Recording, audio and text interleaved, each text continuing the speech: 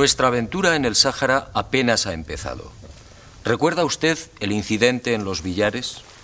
¿Recuerda aquella nave no humana y a los 3 seres que arrojaron esta pequeña piedra esférica a los pies del testigo?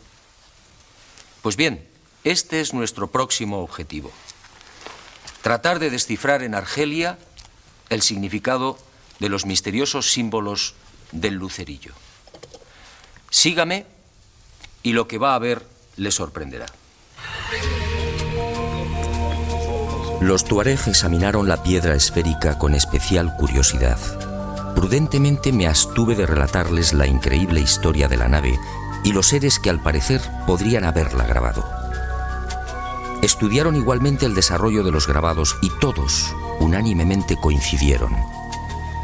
Aquello era bereber antiguo, es decir, signos correspondientes a la escritura que los especialistas han denominado líbico-bereber. Una escritura que, como tendríamos oportunidad de comprobar, aparece por todo el Sáhara, grabada o pintada en rocas y estelas de piedra.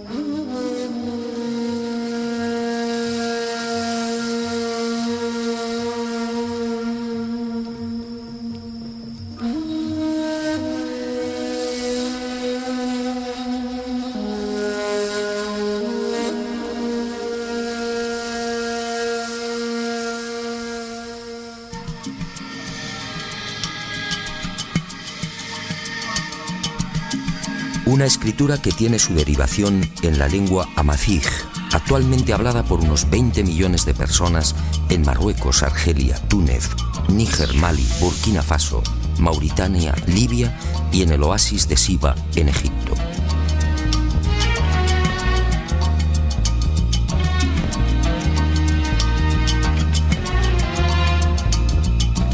Los tuareg, ese pueblo único, orgulloso y hospitalario, forman parte de las etnias que han sabido conservar la escritura y la lengua bereber. Pero la decepción no se hizo esperar. Una cosa es hablar el bereber y otra muy distinta traducirlo.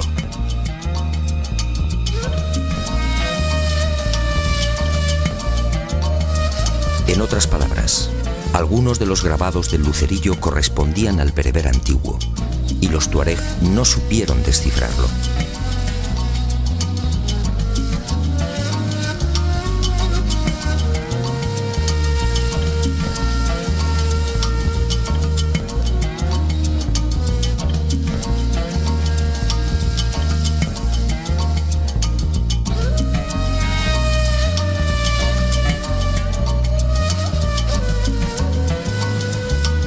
Aquel fracaso, lejos de rendirme, multiplicó mi entusiasmo.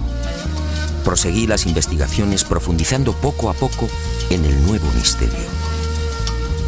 Y las indagaciones en torno a los enigmáticos signos bereber me conducirían mágicamente, casi sin proponérmelo, a otra fascinante y para mí desconocida realidad. ¿De dónde procedía aquella escritura? ¿Arrancaba en el primer milenio antes de Cristo, como aseguran arqueólogos y lingüistas? ¿Por qué se perdió su significado original? Lo primero que descubrí es que aquella escritura, aparentemente tan simple, encerraba una enorme fuerza conceptual. Las letras geométricas de orientación variable en el sentido de la lectura, con ausencia casi total de separación de las palabras, y como en el caso de los alfabetos semíticos, sin vocales, contenían una capacidad de expresión tan intensa como original.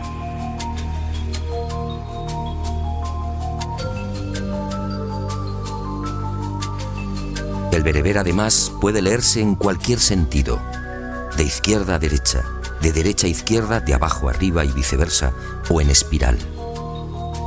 Y las dudas siguieron atormentándome. ¿Quién había ideado una escritura tan perfecta? Y un inevitable pensamiento me acompañó desde entonces. ¿Por qué la nave de los Villares lucía aquellos símbolos? símbolos bereber en una civilización del espacio? ¿Por qué la piedra lanzada por los seres presentaba unos grabados idénticos a los que adornan las rocas del Sáhara? ¿Por qué, en fin, se repetían en el anillo de plata los palos y ceros tan habituales en la escritura bereber?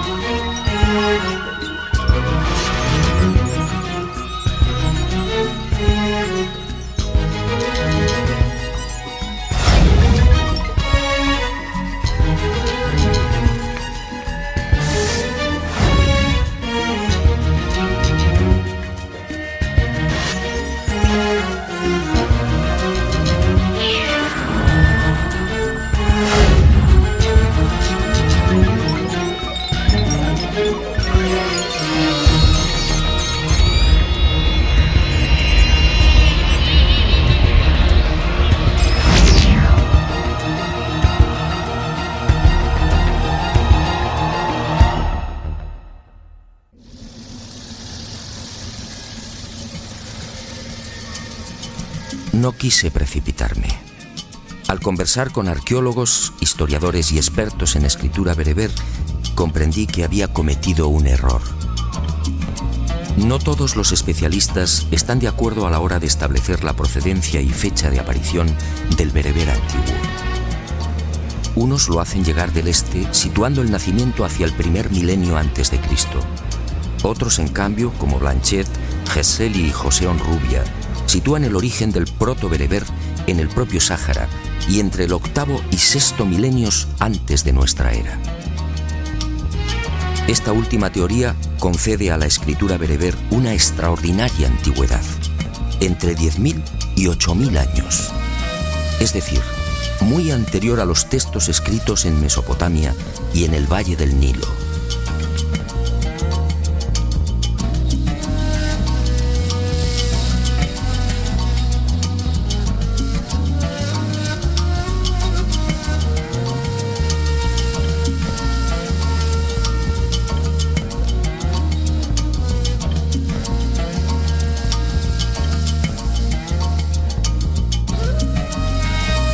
¿Qué significaba esto? Muy simple. Si la escritura bereber tiene 10.000 años y si nació en el corazón del Sáhara, los científicos deberán cambiar la fecha de la historia. La escritura más antigua del mundo no se hallaría entonces en el Oriente, sino en África.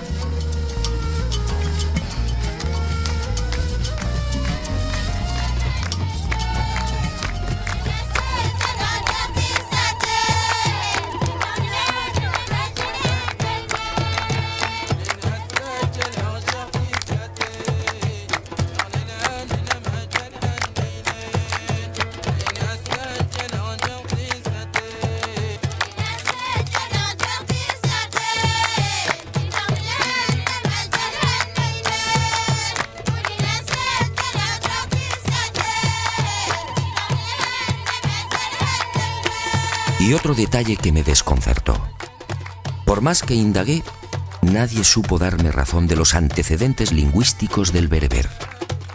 Como es lógico y natural, la mayor parte de las lenguas escritas experimenta siempre un proceso natural de evolución. De unos primeros y casi infantiles símbolos se va pasando a signos más concretos y simplificados que finalmente derivan en las letras que hoy conocemos. En este sentido existen numerosos modelos histórica y antropológicamente contrastados. No ocurre así con el bereber antiguo. Aunque algunos tratan de hacerlo derivar de la escritura púnica, la verdad es que el problema está muy lejos de ser esclarecido.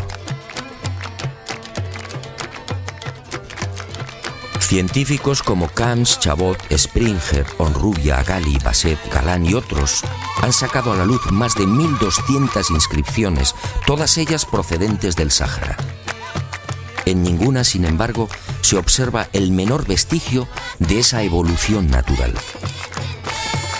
Y obviamente me pregunté, ¿apareció el bereber de repente? ¿De quién fue la idea? ¿Cómo es posible crear una escritura tan simple y certera sin un proceso previo de maduración? Y lo más importante, ¿cómo explicar que una escritura tan elaborada terminara perdiendo su genuina significación? Los tuareg y los bereberes de la Kabila argelina, entre otros, llegan como mucho a leer algunos de los signos que integran el bereber, pero no saben traducir la totalidad de las inscripciones. Es como deletrear una frase en alemán. Conocemos el significado de cada letra, pero si no sabemos alemán, difícilmente acertaremos con la traducción. Conforme fui adentrándome en el desierto y conociendo en profundidad las características de la antigua escritura bereber, más seguro estuve de la extraordinaria antigüedad de aquellos misteriosos signos. Hoy existen técnicas científicas que pueden datar con razonable exactitud la fecha de ejecución de pinturas y grabados. El estudio de la pátina de estos últimos, los grabados, es uno de los caminos. Cuando el artista ataca una pared o una roca, al martillear o perforar, elimina la capa de óxido que cubre la piedra, dejando un surco blanco, idéntico al color original del soporte. En consecuencia, un grabado de tonalidad clara será siempre más reciente que uno con los surcos oscuros. A este primer sistema de datación indirecta, los científicos han ido incorporando otras técnicas cada vez más complejas y seguras.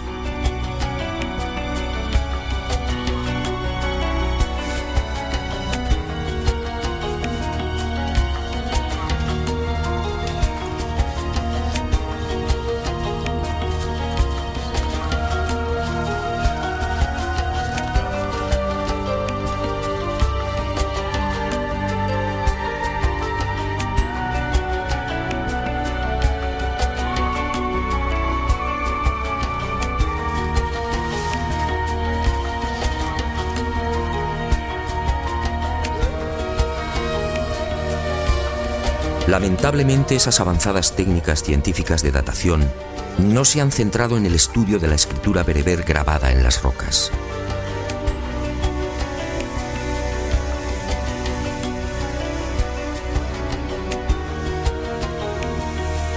Los arqueólogos se han inclinado primero por el análisis de los grabados propiamente dichos, es decir, de los animales y de los hombres allí representados.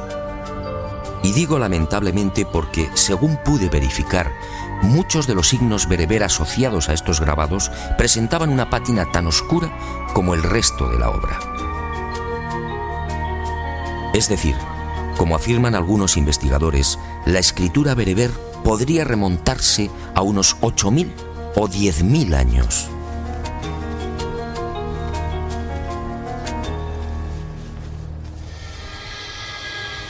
Y la gran pregunta cobró nuevas fuerzas. ¿Qué ocurrió? ¿Por qué el significado de esta espléndida escritura terminó perdiéndose? La respuesta estaba allí mismo, entre las ardientes arenas, los cauces secos de los ríos y las atormentadas moles de piedra. En alguna ocasión tuve conocimiento de esta historia, pero sinceramente no le presté atención, hasta que el destino, siempre atento, me empujó de nuevo hacia ella. Este inmenso desierto, de más de 10 millones de kilómetros cuadrados, no siempre fue un lugar hostil y despiadado. Acompáñeme y le mostraré algo difícil de imaginar.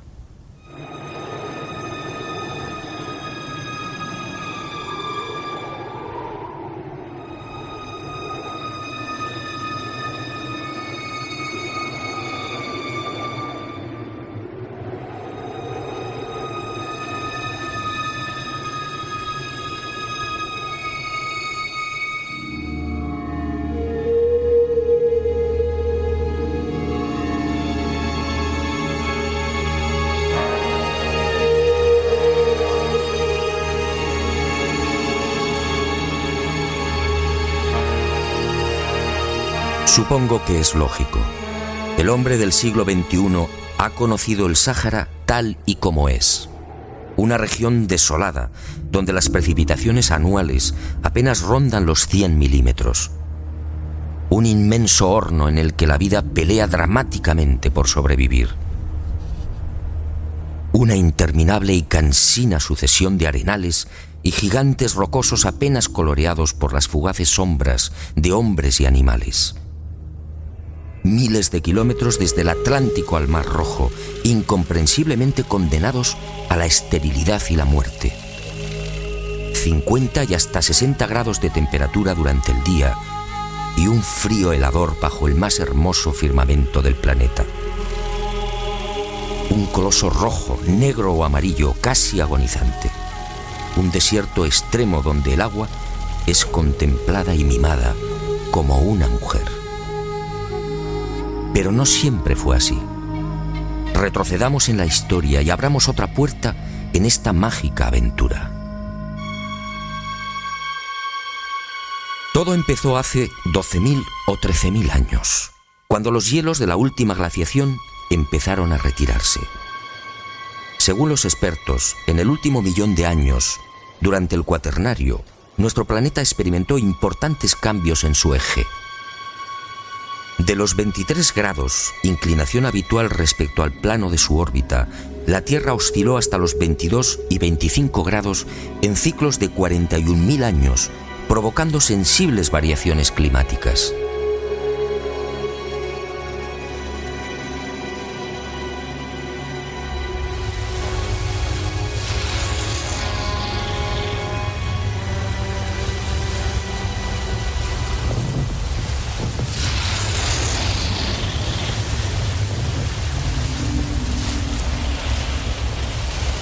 En ese millón de años, mientras el hombre aparecía y despertaba, nuestro mundo registró 4 grandes y demoledoras glaciaciones.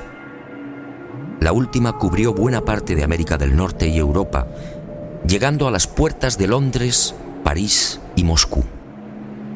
La península escandinava quedó cubierta por una capa de hielo de 2.400 metros de espesor.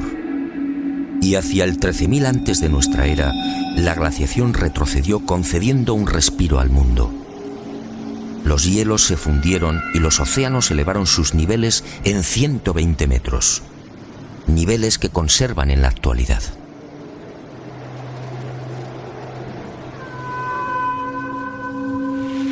El frente polar se reactivó enviando humedad desde el noreste hacia el Mediterráneo, y otro tanto sucedió con los benéficos monzones, que soplaron cargados de lluvia desde el Golfo de Guinea.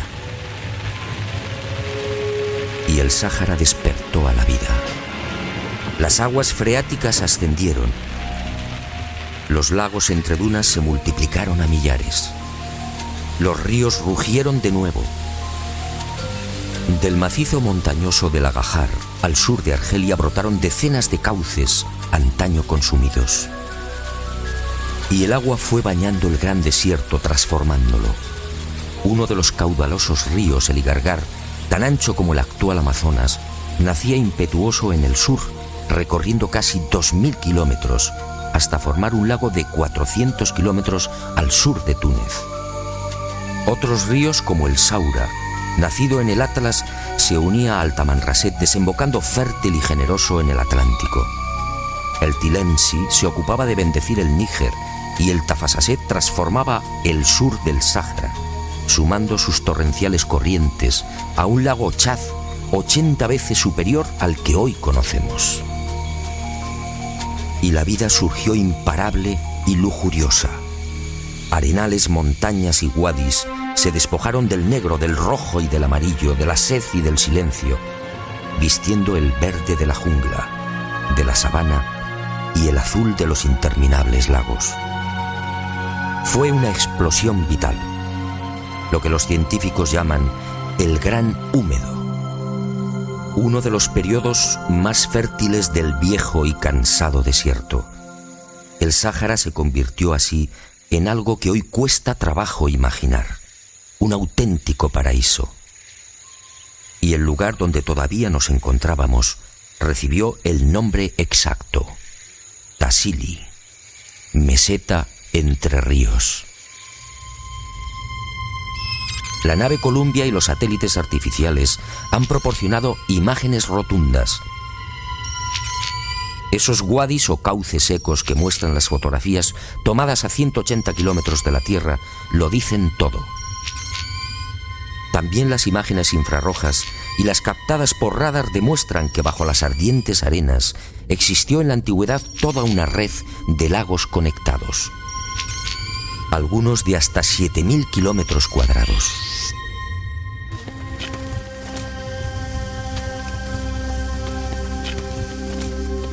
Aquí mismo, en la reseca meseta de Tamrit, pudimos contemplar los heroicos restos de lo que sin duda fue uno de los bosques más impenetrables del planeta, los cipreses de Tassili. Gigantescos ejemplares de hasta 6 metros de circunferencia, hoy agonizantes, pero todavía altivos, recordándonos el antiguo esplendor de la zona. El propio Lot, en sus incursiones hasta el Ténere, una de las regiones más sofocantes del Sáhara, llegó a descubrir notables acumulaciones de huesos y espinas de pescados que podrían llenar varios carros y que constituyeron parte importante de la dieta de los antiguos pobladores. ¿Y qué decir de los grandes morteros de piedra de una sola pieza descubiertos en todo el Sáhara? Prueba evidente de que el cereal cubría grandes extensiones.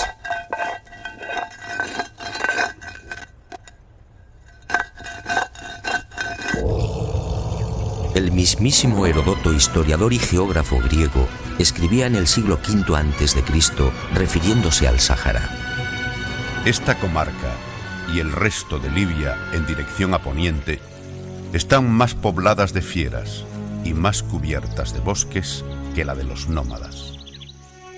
Las fieras. He ahí otra de las pruebas de cuanto afirmo.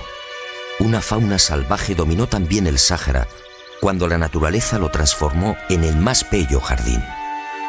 Son precisamente los grabados en piedra los que atestiguan la realidad de estas bestias en pleno neolítico. Nuestra aventura en el Sáhara continúa, pero no aquí. Según mis noticias, una de las mayores y más espléndidas colecciones de este tipo de grabado en piedra se encuentra localizada al suroeste de Libia, en uno de los desiertos más duros y agresivos de este bello planeta encantado. Sígame y se lo mostraré. Estoy seguro que lo que va a ver le impresionará tanto como a mí.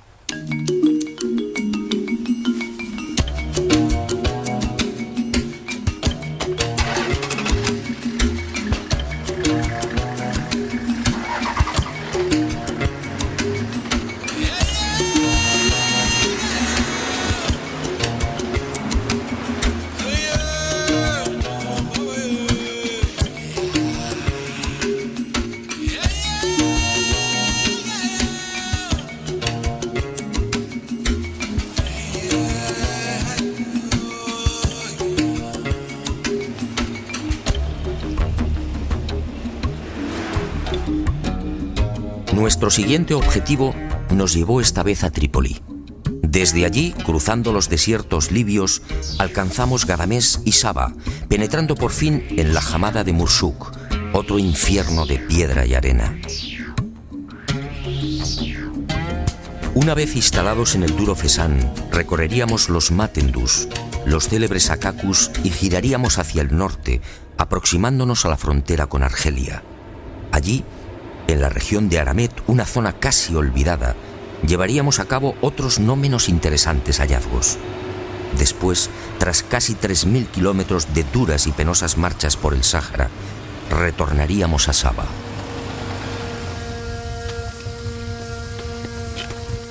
Nuestras informaciones no estaban equivocadas. Al alcanzar los Matendus quedamos sobrecogidos. Aquí, en una cadena de peñascos y rocas de 15 kilómetros, nos esperaban miles de grabados. Miles de grabados datados en 10.000 años, quizá más. Grabados de todos los tamaños, algunos minuciosa y bellamente pulidos en su interior. Grabados que efectivamente demostraban que el gran jardín había sido poblado por toda suerte de animales salvajes. Las jirafas fueron trabajadas con gran detalle. Contamos hasta 8 especies diferentes. un animal cuya dieta básica la integran hojas y espinas de acacia.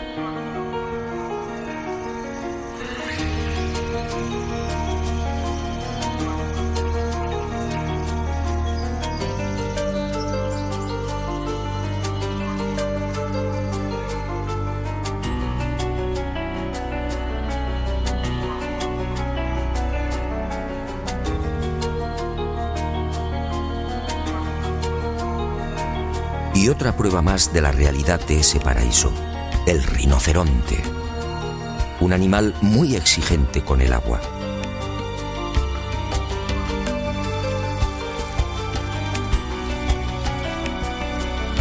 Rinocerontes con cuernos de 1,5 metros de longitud y cabezas de 80 centímetros, características propias del temido rinoceronte blanco africano. Así lo vieron los hombres del Neolítico y así lo grabaron.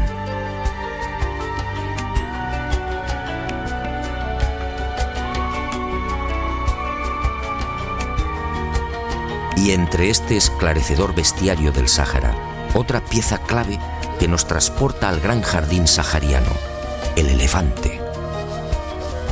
Encontramos grabados de todos los tamaños.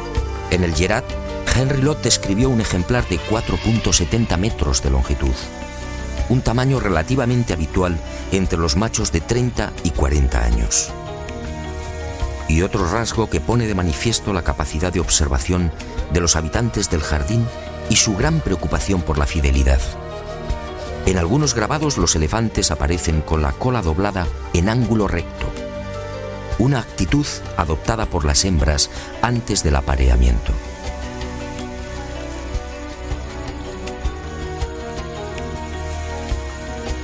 Grandes paquidermos que consumen alrededor de 100 litros de agua al día y que obviamente tampoco habrían sobrevivido de no haber existido ese exuberante paraíso.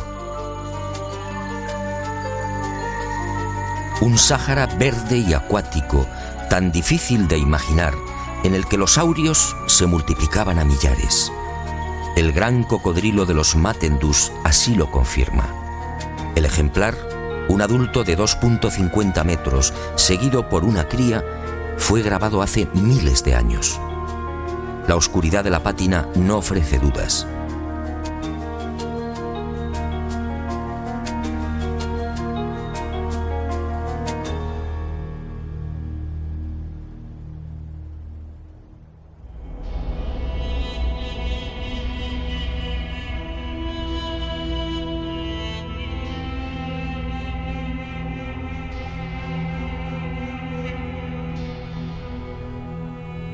La fidelidad en el trazado, una vez más, es contundente.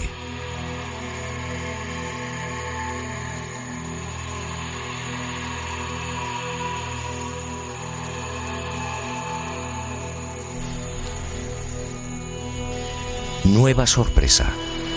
¿Hipopótamos en el desierto?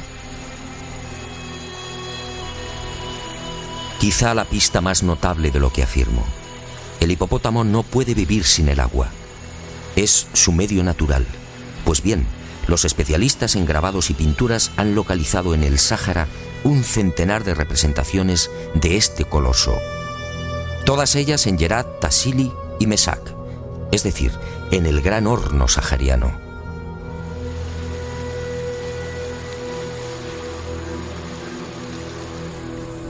En este macizo de Mesak, donde nos encontramos, han sido contabilizados 60 grabados, y todos con una pátina oscura, señal inequívoca de una gran antigüedad.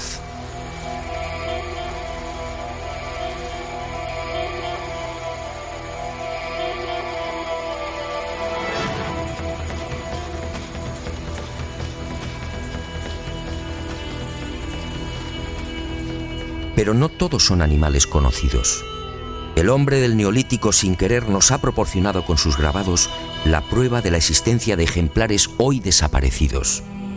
Este es el caso del uro y del búfalo antiguo. El primero, magníficamente esculpido en la roca, fue el supuesto ancestro de los bóvidos domesticados en Oriente Medio, Europa y África del Norte. El Bos primigenius era un animal imponente que alcanzaba 1,70 metros en la cruz. En las paredes del Sáhara se presenta sistemáticamente de perfil, salvo la cornamenta. Una cornamenta igualmente gigantesca y en forma de tenaza.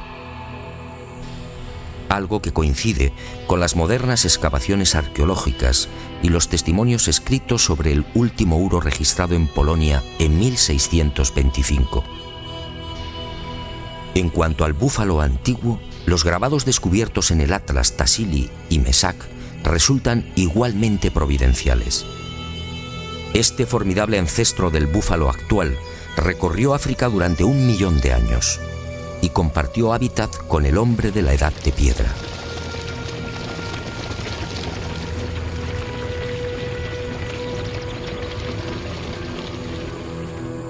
Sus grandes dimensiones, con cornamentas de más de 3 metros de envergadura, debieron impresionar a los habitantes del jardín sahariano.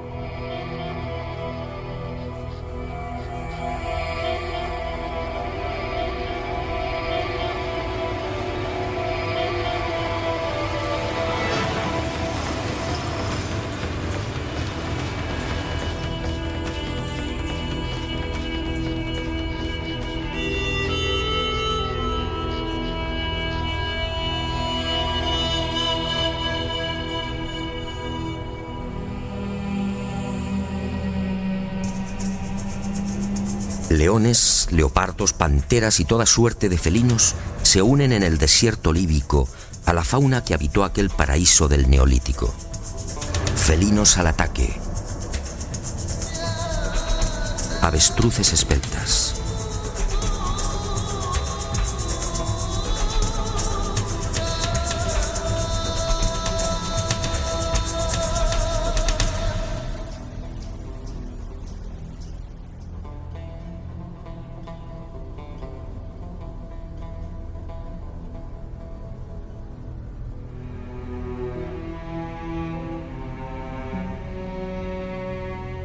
Perros al servicio del hombre. Decenas de antílopes, algunos casi extinguidos como el órice, la gacela de Waller y el antílope búbalo. Muflones de cuernos anillados y largas crines en cuello y pecho, hoy desterrados a las solitarias cumbres y mesetas del Tassili. Y por fin decenas y decenas de vacas. Otro animal que nos conduce indefectiblemente a la abundancia de pastos, a un clima benigno y a la presencia de ríos y lagos.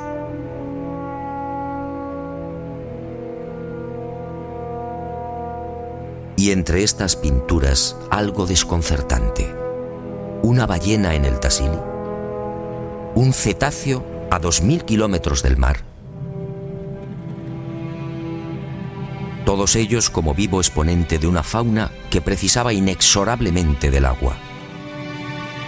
Pero alguien me había hablado de los últimos restos de este jardín todavía visibles en Celiaf, en las proximidades de Saba.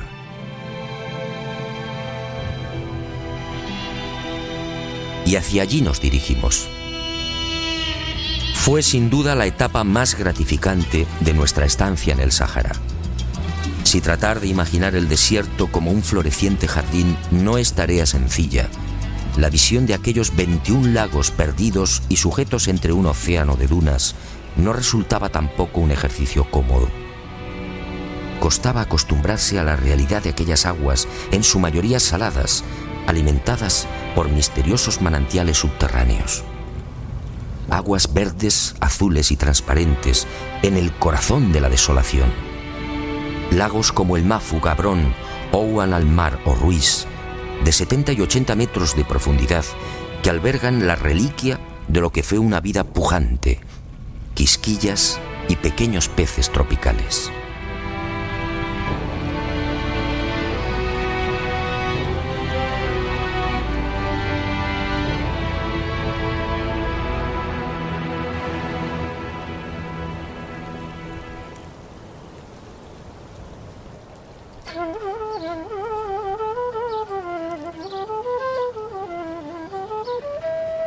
El Sáhara, en fin, nos grita desde los 4 puntos cardinales que su pasado fue rico y esplendoroso.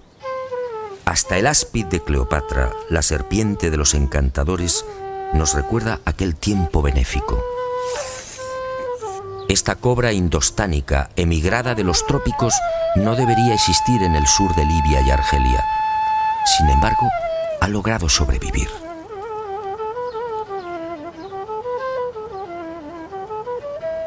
Es otra prueba de la existencia de aquel paraíso.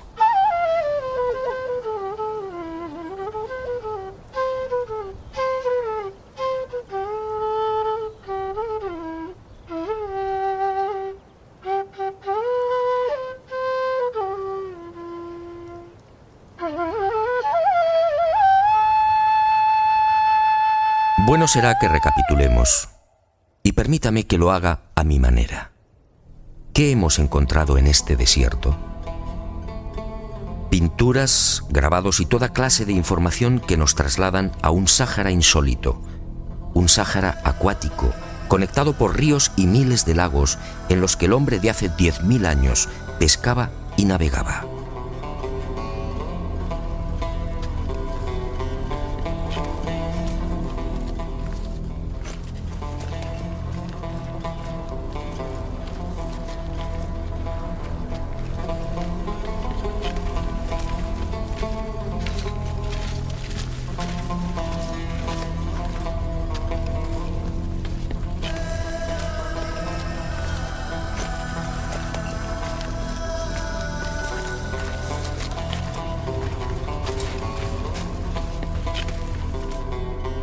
Hemos hallado la imagen de un barco de 3 palos en una colina de 600 metros de altitud, Zinquicrá, en mitad del hoy abrasador desierto de Yerma, en Libia.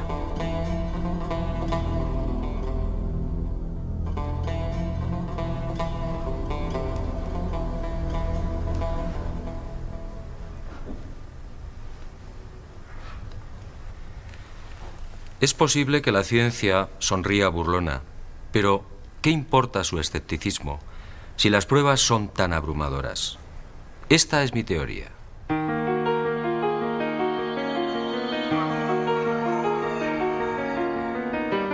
En pleno Gran Húmedo, hacia el 9000 antes del presente, una o varias civilizaciones no humanas tomaron el centro del jardín en el corazón del Sáhara como base de operaciones y prendieron la mecha de una nueva humanidad. Escafandras, antenas, trajes hinchados, botas y guantes son testimonios demoledores para quien conserva la mente abierta. Es más que probable que fueran tomados por dioses. ¿Qué otra cosa podían pensar aquellos recolectores y cazadores cuya industria se centraba en el sílex y en las hachas de piedra? Y la meseta de Yavaren desde entonces fue llamada Tierra de Gigantes. Y a la vista de estas pinturas, el instinto y mi larga experiencia como investigador me dicen que esos seres del espacio pudieron intervenir a nivel genético, mejorando las razas.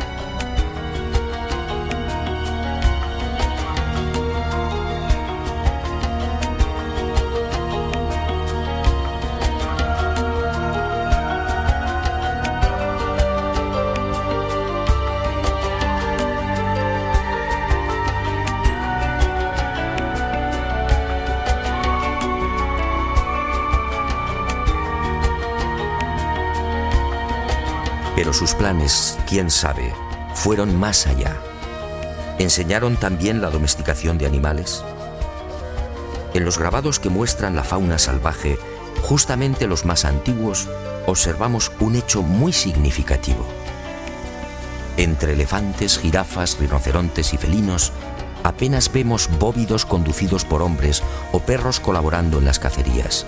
Es en los periodos posteriores, a partir de los cabezas redondas, cuando surgen los rebaños, los arreos, las escenas de ordeño y los pastores. En los grabados de la fauna salvaje, datados por Mori entre el 12.000 y el 9.000 antes de nuestra era, no asistimos a escenas de domesticación porque, en mi opinión, el descenso de esos seres no humanos pudo registrarse después, justamente hacia el 9000. Y otro detalle que me llena de dudas: ¿se produjo esa domesticación de la noche a la mañana? Todas las especies animales han necesitado de mucho tiempo para disfrutar de sus peculiares características. Así lo exige el desarrollo de la vida. Y me pregunto, ¿cómo se las ingenió el hombre del Neolítico para modificar lo que la evolución había ido fijando en cientos de miles de años? ¿Cómo explicar que los bóvidos perdieran su natural agresividad?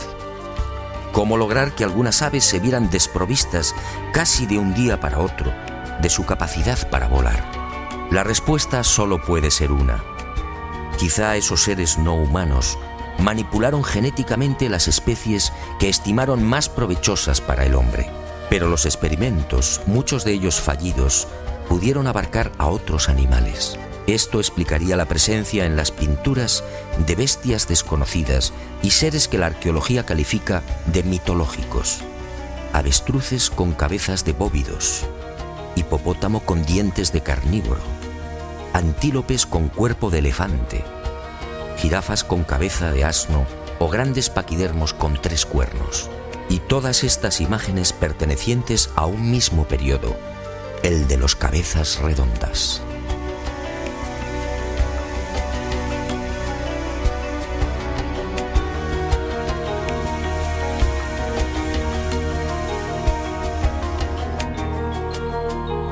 Y encontramos también vestimentas y tocados imposibles.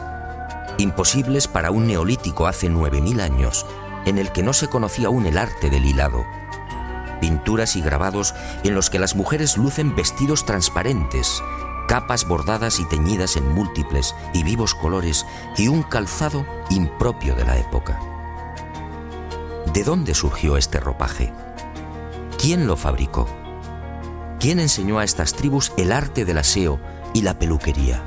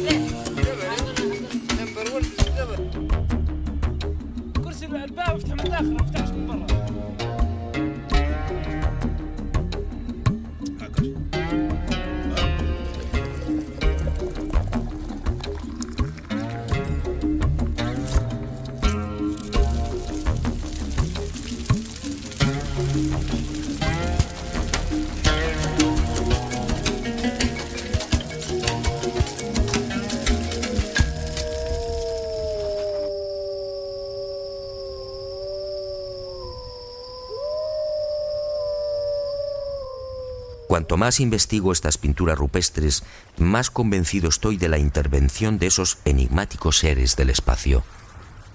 Fueron ellos los que sin duda dieron el primer aliento civilizador a unas gentes casi desnudas, sin norte y con una precaria conciencia de sí mismos.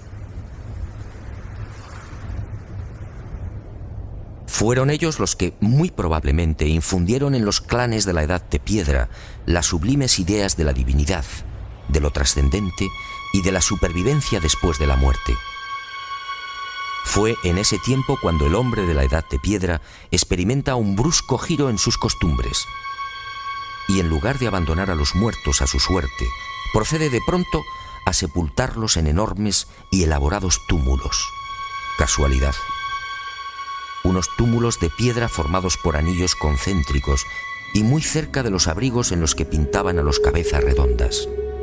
Solo en el Fesán libio han aparecido más de 60.000. ¿Por qué esa estructura tan parecida a las de las naves de los gigantes? ¿Otra casualidad? ¿Fue un recuerdo o un homenaje a los dioses instructores? ¿Pensó el hombre primitivo que así, enterrando a sus muertos en una tumba con forma de nave, tendría más fácil el acceso a los cielos? Después de todo, ¿qué eran aquellos prodigiosos carros de fuego? ¿No eran unos objetos que procedían de las estrellas?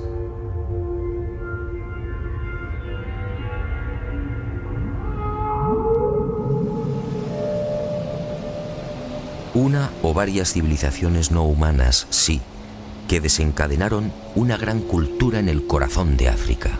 Una cultura que, según mis estimaciones, habría arrancado mucho antes de lo que imaginamos. Una cultura apuntada en miles de pinturas y grabados que muy pocos conocen. Una cultura que recibió también el precioso tesoro de la escritura. Una forma de comunicación directamente enseñada por los dioses. Una escritura, por tanto, que no precisaba de evolución alguna. Por eso los científicos no consiguen encontrarla.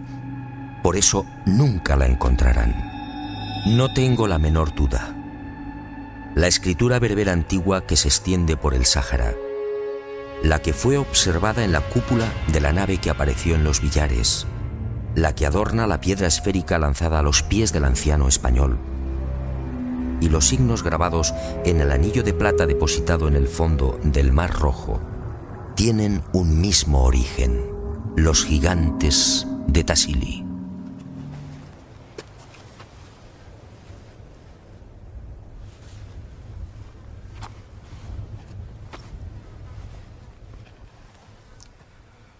El rompecabezas, como ve, empieza a tomar forma, pero quedan algunas incógnitas por despejar. Y regreso a la vieja pregunta, un asunto que no he olvidado. ¿Qué ocurrió con esta magnífica lengua? ¿Por qué desapareció su significado original? Sígame y le contaré una nueva historia. Por supuesto, otra historia mágica.